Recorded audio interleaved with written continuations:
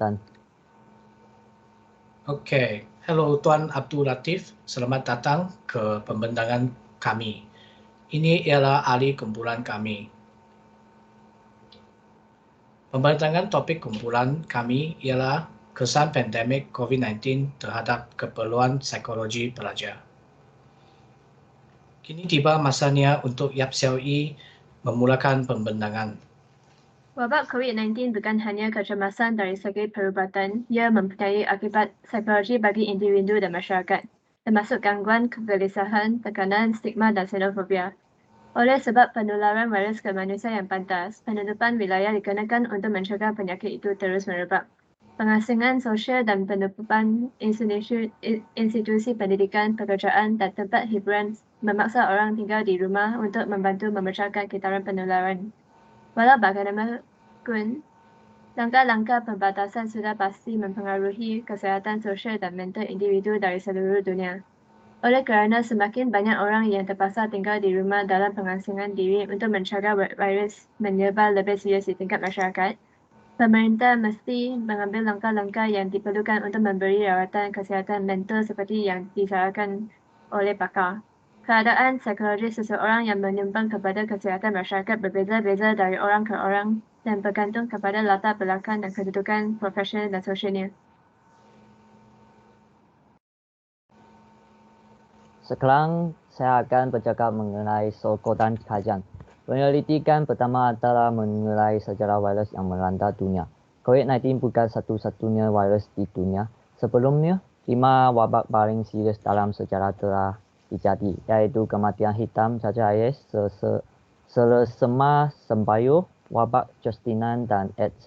Sains yang disenaikan di atas. Terdapat banyak wabak di antara kita, antaranya SARS, H1N1, Ebola dan MERS. Pada akhir Desember 2019, serangkaian kes radang baru-baru menerus dilaporkan di Wuhan, sebuah bandar yang berjumlah 11 juta orang di tengah China. Pada mulanya, pengawal kesihatan China mengatakan tidak ada penularan dari manusia ke manusia. Tetapi penilaian itu dengan cepat menjadi persoalan kerana kes berlipat ganda dan kemudian meningkat 3 kali ganda. Selepas itu, Wuhan terus dikunci, tetapi pada waktu itu sudah terlempat. Kes-kes kini menjuju di Thailand dan seterusnya. Menjelang bulan Mac 2020, virus ini telah menyebar ke hampir setiap pelosok dunia. Dengan seluruh negara mendapat perintah tinggal di rumah. Pada 11 Mac, Pertubuhan Kesihatan Sedunia menyisakan wabak global.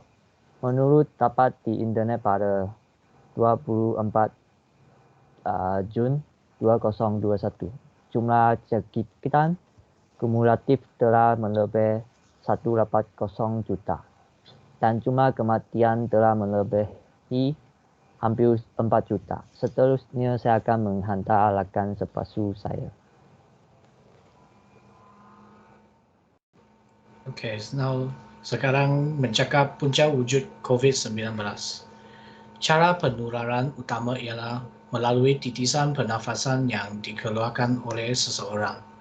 Contohnya ketika batuk atau bersin. Titisan hanya tinggal digantung di udara untuk masa yang singkat tetapi mungkin kekal berdaya tahan dan menular pada permukaan logam, kaca atau plastik. WHO telah menyatakan bahawa risiko tersebar dari seseorang tanpa gejala adalah sangat rendah.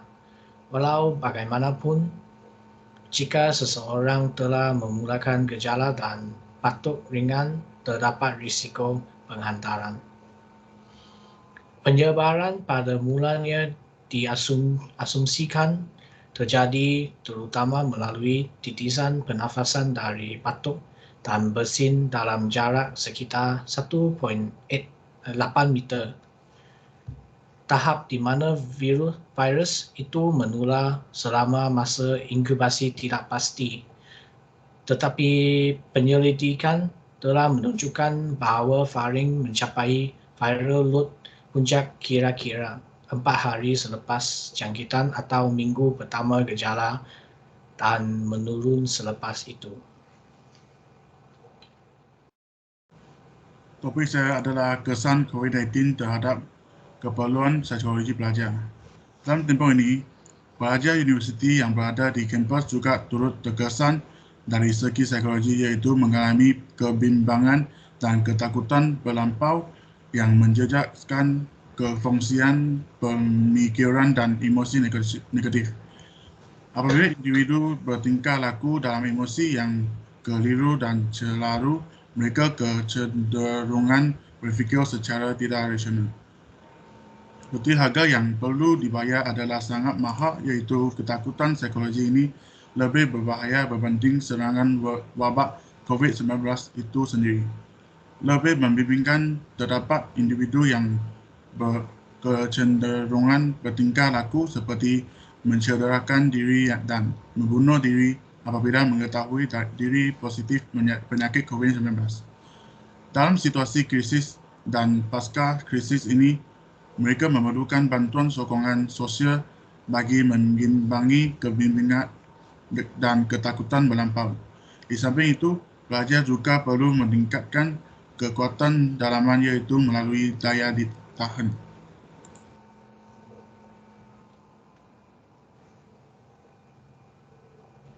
Saya akan teruskan tentang objektif kajian adalah mengenal pasti latar belakang terbentuknya COVID-19. COVID-19 adalah penyakit yang disebabkan oleh keturunan coronavirus baru. Oleh itu, COVID-19 adalah penyakit yang baru ini menjangkiti jangkitan manusia.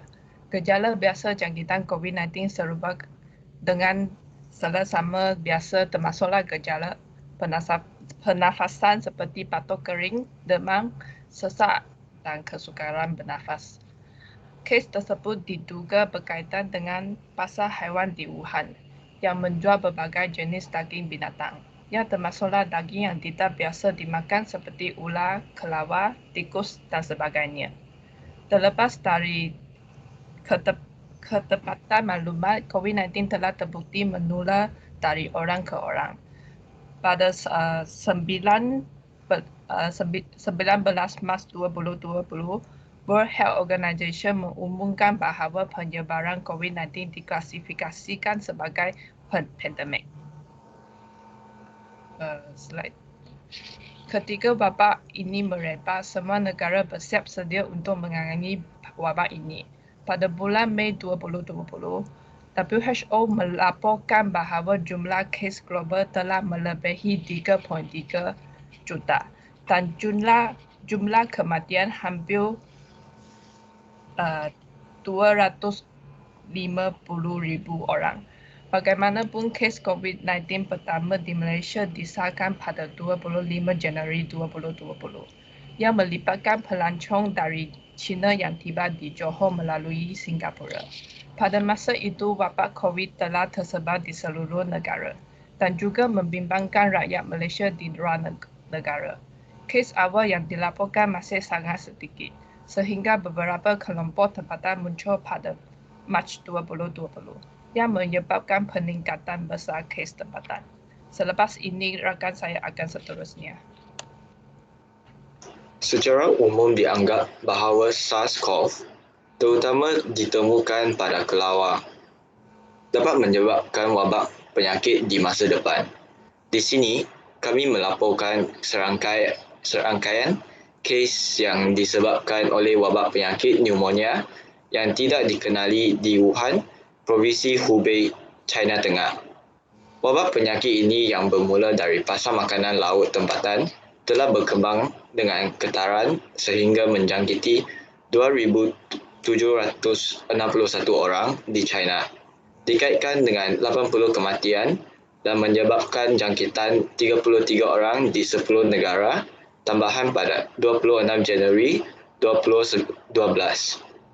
Gejala klinikal khas ini penyakit demam, batuk kering, kesukaran bernafas, sakit kepala dan radang paru-paru. Permulaan penyakit boleh mengakibatkan kegagalan bernafas, progresif kerana kerosakan alveolar dan bahkan kematian.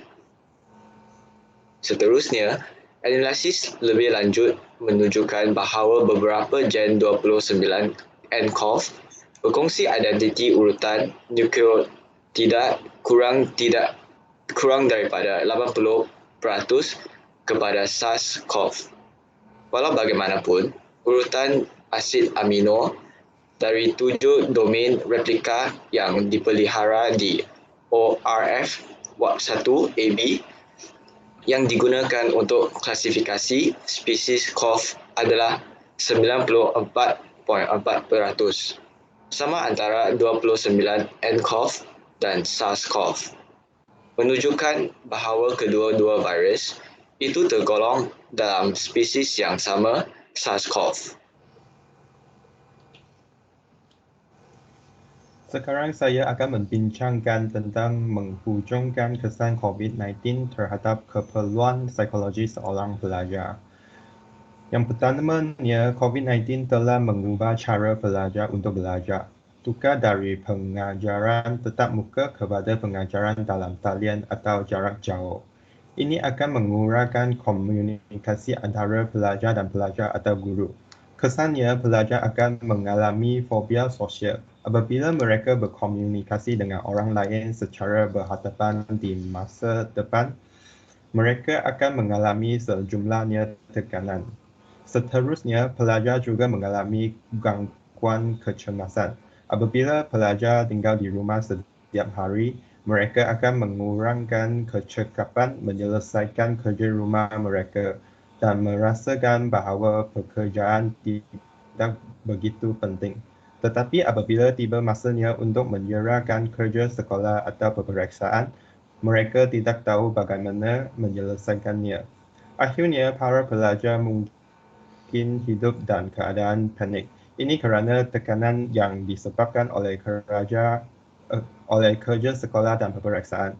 Walaupun pengajaran dalam talian membolehkan pelajar melihat apa yang diajar oleh guru sebelum ini kerana pengajaran dalam talian direkodkan. Tetapi pelajar tetap akan menimbulkan rasa panik untuk diri sendiri. Kerana ketika di kelas, para pelajar hanya mendengar guru dan tidak memikirkan masalahnya dengan serius. Seterusnya, saya akan hendak ke metodologi kajian. Tentang bahagian metodologi yang kita menggunakan ialah metodologi survey yang menggunakan Google Form. Pendapatan survey ini dianalisis dan menggunakan nama-nama sesawang yang berkaitan dengan kes-kes COVID-19 digunakan untuk membuat kajian ini. Dalam bahagian dapatan kajian, analisis kita menyatakan sebanyak 84% peserta kajian kita ialah pelajar. Ini ialah berita bagus kerana demografi ini adalah tujuan kajian kita. Seterusnya, analisis kita mendapati pendapatan pelajar terhadap kesan ekonomi COVID-19 ialah 41% undi 4 dan ke atas dan 32% pelajar yang mengundi 2 dan ke bawah. Manakala 25% lagi pelajar mengundi 3, semuanya daripada 5. Terakhirnya, psikologi pelajar juga amat dijejas oleh COVID-19 kerana sebanyak 71% pelajar mengundi 3 dan ke atas untuk daripada 5. Ini boleh membuktikan bahawa COVID-19 menjejaskan psikologi pelajar-pelajar dan perlu dibincangkan dengan lebih perinci. Sekian pembentangan saya. Seterusnya saya akan meneruskan pembentangan ini. Seterusnya kita akan masuk perbincangan. Dalam kajian, 84% peserta survei ialah pelajar, tapi dalam 32% peserta menyatakan bahawa kesan COVID-19 tidak menjejas kewangan mereka. Perbincangan kita mengutamakan dua teori bahawa 32% peserta adalah pertama, pelajar datang daripada keluarga penggolongan T20. Seterusnya, pelajar datang daripada keluarga terlibat dalam bidang medikal. Golongan yang tidak terjejas dalam pandemik ini sebenarnya bukan langsung tidak terjejas, tetapi ia terjejas secara tidak langsung dalam aspek ekonomi atau kewangan. Seterusnya, 5 hingga 8% atau lebih rakyat Malaysia dapat berada di bawah pendapatan garis kemiskinan barunya yang berjumlah RM2,208 Malaysia. 2.4 juta lagi yang boleh menjadi orang miskin baru. Seterusnya, rakan saya akan meneruskan perbincangan.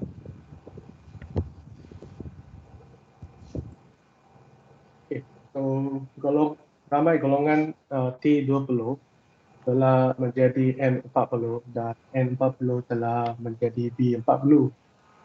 Oleh begitu, kelihatan trend ini telah memberi jawapan bahawa golongan T20 juga terjejas. So, kita boleh berikut jadual di bawah bahawa 2019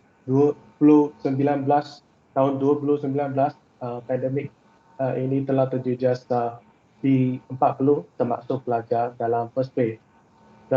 Dalam 2020 ramai golongan M40 menjadi B40 berakibat akademik berlangsungan dan MCO berlangsungan. So pada hari ini dalam 2021 golongan T20 telah menjadi M40.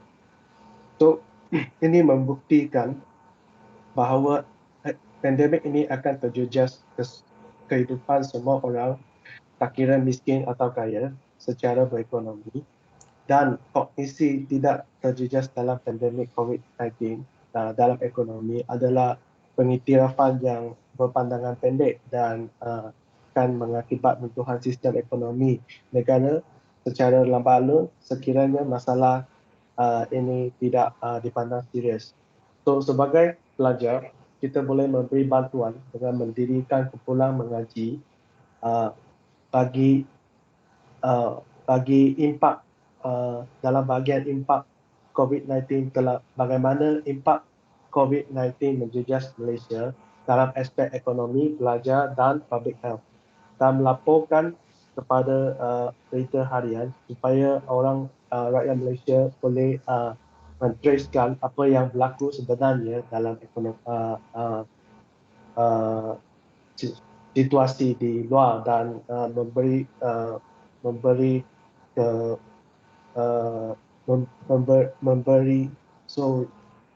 awareness untuk rakyat apa yang telah menjadi. So ini kesimpulan yang kita boleh dalam perbincangan kami. So seterusnya saya akan pass ke grup saya untuk menyimpulkannya. Kesimpulannya adalah penting bahawa sebagai sebahagian daripada masyarakat, kita belajar bagaimana melindungi kesihatan mental kita semasa keadaan tertekan dan terus berubah ini. Sementara juga mengikuti panduan yang ditetapkan oleh pihak berkuasa kesihatan untuk melindungi kesihatan fizikal kita. Terdapat beberapa strategi yang dapat digunakan selama masa-masa yang mencabar ini untuk melindungi kesihatan mental anda dan orang lain. Contohnya, membuat struktur dalam kehidupan kita seperti jadual harian untuk kita dan keluarga kita dan menghadkan jumlah masa yang kita habiskan untuk menonton, membaca atau mendengar berita. Kita boleh mendapatkan maklumat mengenai COVID-19 dari sumber yang dipercayai seperti CDC atau WHO. Dengan mempunyai kualiti tidur yang baik dan yang cukup, bukan sahaja dapat membantu sistem imun kita, tetapi juga membantu kita menguruskan tekanan dan mengawal emosi dengan lebih baik. Sekiranya seseorang kini dalam rawatan kesihatan mental, teruskan dengan rancangan semasanya. Pandemik ini hanya sementara dan keadaan akan kembali biasa. Okey, kini kami selesai dengan pembincangan kami. Terima kasih.